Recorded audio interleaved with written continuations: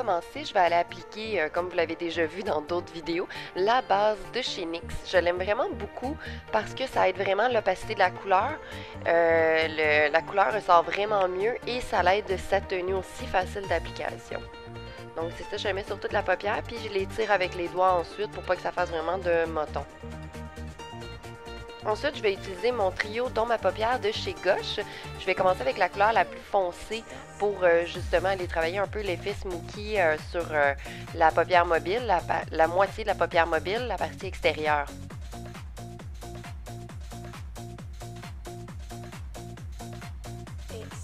Comme vous voyez, j'applique l'ombre en tapotant un peu pour que ça adhère vraiment bien sur la base. Ensuite, je vais aller prendre dans le trio la couleur la plus pâle, qui n'est pas vraiment pâle, mais c'est quand même un smoky. On veut qu'il soit quand même doux. C'est pour ça que j'ai pris des couleurs mates, parce que je trouve que vraiment ça ressort mieux pour un smoky. Mais pas tant ça ressort mieux, c'est que c'est plus passe-partout. Et ce genre de couleur-là, ce genre de smoky-là est excellent et en fait fabuleux avec les yeux bleus. Ça ressort vraiment bien.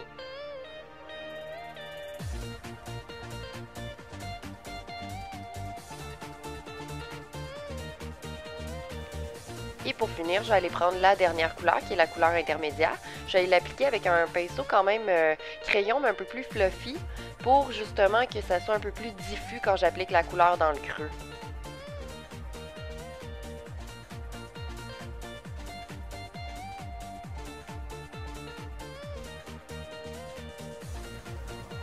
Et pour le point de lumière, je vais prendre mon blanc de chez Pupa dans la nouvelle gamme Vamp.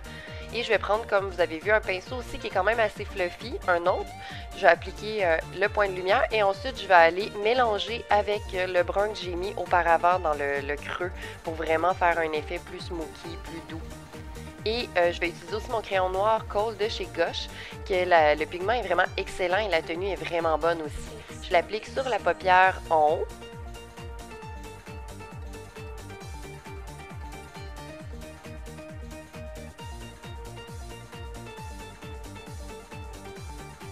Et évidemment dans la muqueuse en bas aussi.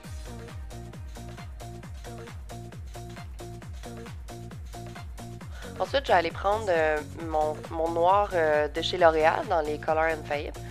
Et je vais aller prendre un petit pinceau biseauté et je vais aller l'appliquer justement sur mon crayon noir pour donner un effet un petit peu plus smudgy, un peu plus fondu pour pas qu'on ait une ligne vraiment définie.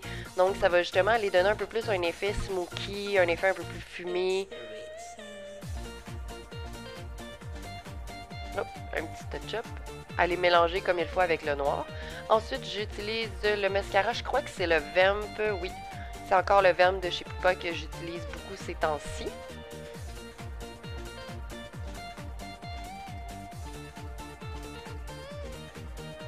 Et je vais aller faire mes sourcils avec, dans le fond, c'est un crayon orange, vu que je suis rendue avec les cheveux un peu plus orangés.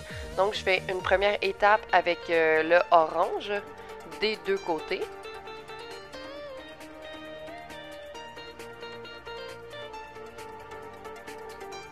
Et ensuite, je vais aller mettre un gel brun. Donc, je trouve que ça fait plus naturel puis ça aide à tenir le sourcil vraiment toute la journée. Et pour finir, avec, dans le fond, ma palette, je vais aller faire mon contouring avec les trois couleurs et mon blush, évidemment. C'est la palette de Charlotte Ronson, il me semble, Ronson, chose comme ça. Je vous dirais, j'aime vraiment beaucoup le blush et l'illuminateur. Le bronzer, je trouve un petit affaire trop orangé par contre, sur une peau claire comme la mienne.